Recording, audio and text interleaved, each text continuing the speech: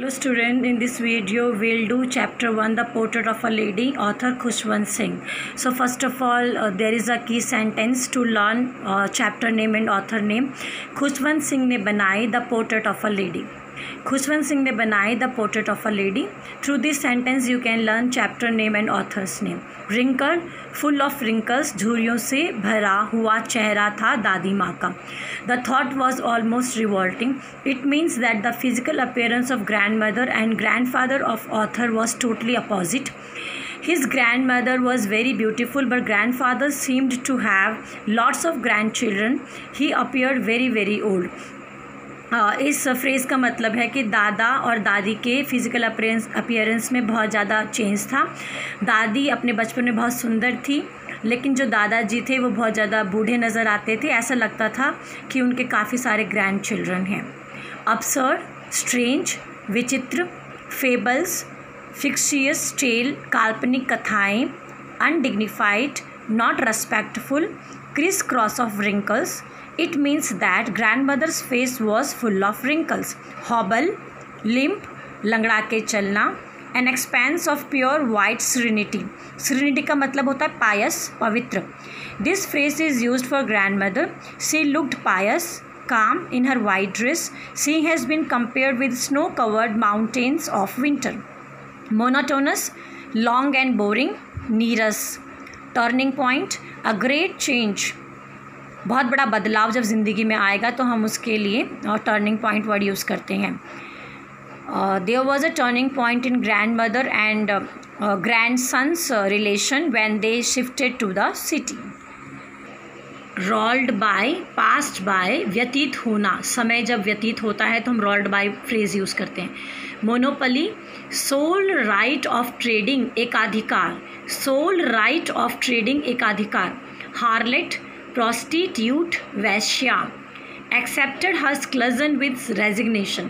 This statement is used for the grandmother of author when the common link, that was room, was snapped from grandmother and grandson. Then she accepted her loneliness with peace and calm. जब दादी से और उनके पोते से उनका जो कमरा है वो छिन गया तो उसके बाद दादी ने अपना एकांत स्वीकार किया संतुष्टि के साथ और शांतमय स्वभाव से. A veritable bedlam of chirpings. It means there was confused noise of various chirpings of sparrows. Shoo away, send away, दूर भगाना. Frivolous rebukes, useless lovable scolding. जो दादी थी वो चिड़ियों को प्यार से दूर भगाने की कोशिश करती थी. नहीं, दूर भगाती तो नहीं थी, लेकिन वो प्यार से चिड़ियों को डांटती थी. The sagging skins of the dilapidated drum. The sagging skins of the dilapidated drum. Old torn drum with loose skin. जो ड्रम दादी ने लिया था बजाने के लिए ढोलक, वो पुराना था, टूटा हुआ था और उसकी जो स्किन थी, परत थी, वो ढीली थी. मॉर्निंग, लैमेंटिंग, शोक करना. जब दादी की डेथ हुई तो जो स्पैरोज थे वो मॉर्निंग कर रहे थे, लैमेंट कर रहे थे, शोक कर रहे थे. कॉर्प्स, डेड बॉडी, शव. So now students will do question answer. Mention 3 phases of the author's relationship with his grandmother before he left the country to study abroad. Author जब abroad गए तो उससे पहले उसके और दादी के जीवन में 3 कौन से phases थे, 3 कौन से पड़ाव थे. Following are the 3 phases. 3 पड़ाव इस प्रकार हैं. पहला, when they lived in the village. Both grandson and grandmother lived like friends. When they were in the village, grandmother was happy there with her grandson. जब दादी और पोता गांव में रहते थे तो वो लोग दोस्तों के जैसे रहते थे. वो दोनों बहुत खुश थे और एक दूसरे से बहुत ज़्यादा प्यार करते थे. सेकेंड फेज उनके लाइफ का है when both of them came to the city. Here, though they had the common room, but grandmother was not happy with education of her grandson. अब शहर में आने के बाद उनके पास एक कमरा है और वो दोनों उस कमरे में रहते हैं. मतलब घर में दादी को और पोते को एक कमरा मिल चुका है और दादी पोता एक ही कमरे में रहते हैं, लेकिन दादी अब खुश नहीं हैं क्योंकि जो उसके ग्रैंडसन को शिक्षा मिल रही है उससे दादी दुखी है. Next question, when the grandson started going university. तीसरा फेज जो ज़िंदगी में है वो है जब उनका ग्रैंडसन यूनिवर्सिटी जाने लगा। At this time their common link of relation the room was also snapped. Snapped का मतलब होता है छीनना, ठीक है। तो आप हिंदी में नहीं लिखेंगे, तो आप लोगों को समझाने के लिए मैंने हिंदी आपको मीनिंग दिया है। स्नैप का मतलब उनसे छीन लिया गया। अब छीनना का मतलब यहाँ पे कि बच्चा बड़ा हो गया है तो वो उस कमरे में नहीं रहता दादी के साथ। But grand mother accepted her loneliness with peace and contentment. अब जब उसका पोता दादी का यूनिवर्सिटी जाने लगा तो उनका जो कमरा है, अब वो लोग एक कमरे में नहीं रहते और अब दादी ने अपना जो एकांत है वो स्वीकार लिया है शांति के साथ और संतोष के साथ। तो ये तीन फ्रेजेस थे ऑथर के अब्रॉड जाने से पहले। नेक्स्ट क्वेश्चन है, mention 3 reasons why author's grandmother was disturbed when he started going to the city school। जब ऑथर सिटी स्कूल में जाने लगा तो दादी क्यों चिंतित थी। The grand mother was very sad. आप लिखिएगा, the author's grandmother was very sad when her grandson started going to city school. First point है, he was given there knowledge of English science things around without teaching of religion and scriptures. सबसे पहली बात जो दादी को बुरी लगी वो ये थी कि उसको सब कुछ पढ़ाया जाता था, इंग्लिश, साइंस और आसपास की चीज़ों के बारे में, लेकिन धार्मिक पढ़ाई नहीं थी। दूसरी बात है, he was taught music which grand mother considered lewd. और ग्रैंडसन को धीरे धीरे म्यूज़िक की क्लासेस लगने लगी जो कि दादी समझती थी ल्यूट है। ल्यूट का मतलब होता है इनडिसेंट, इररेस्पेक्टफुल।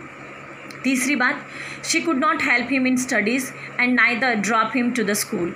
और उसके बाद दादी को जो बुरा लगा वो ये था, अब वो अपने पोते को स्टडीज़ में हेल्प नहीं कर सकती और उसको स्कूल भी नहीं छोड़ सकती, क्योंकि यहाँ सिटी में आने के बाद जो ग्रैंडसन है वो स्कूल वैन से स्कूल जाता है। नेक्स्ट क्वेश्चन है students, mention 3 ways in which authors grand mother spent her days after he grew up. जब ऑथर और बड़ा हो गया तो उसके बाद दादी ने अपना समय कैसे व्यतीत किया। So the grandmother accepted loneliness with peace. She spent her time. दादी ने अपना एकांत स्वीकार कर लिया था और उसके बाद जो उसने समय व्यतीत किया वो इस तरीके से किया। From sunrise to sunset, she would spin wheel. Only she fed sparrows for half an hour between.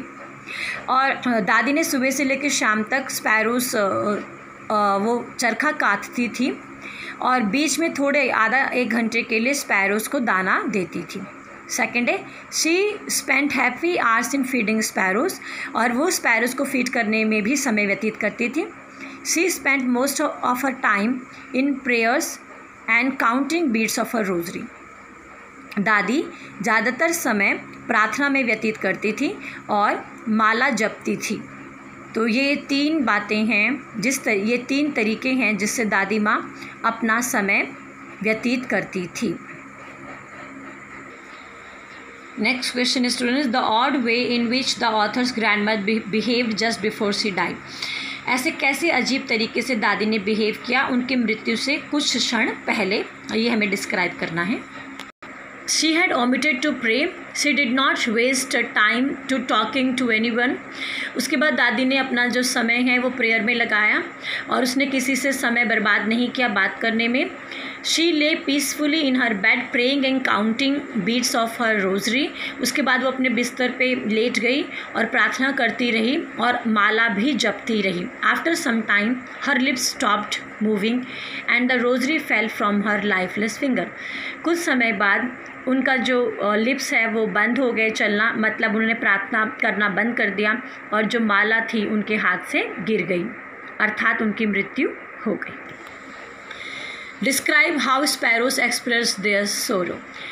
हमें ये बताना है कि जो स्पैरोज़ हैं उन्होंने अपना दुख कैसे व्यक्त किया। There was a bond of love between sparrows and the grand mother और स्पैरोज़ के बीच में एक प्यार का रिश्ता था।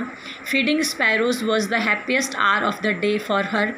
पूरे दिन भर में स्पैरोज़ को दाना खिलाना उसके पूरे दिन में से सबसे खुशनुमा पल होता था। Sparrows sit on her shoulders, legs, even head, but she never shoot them away. Sparrows उसके शोल्डर में बैठते थे, लेग्स में बैठते थे, लेकिन कभी भी दादी ने स्पैरोज़ को दूर नहीं उड़ाया या भगाया। When the grandmother had died, they sit all around her dead body, mourning over her death. और जब दादी की मृत्यु हो गई तो पूरे स्पैरोज दादी के शव के आसपास बैठ गए और दादी की मृत्यु के ऊपर शोक करने लगे. They even did not take care of breadcrumbs scattered there for them.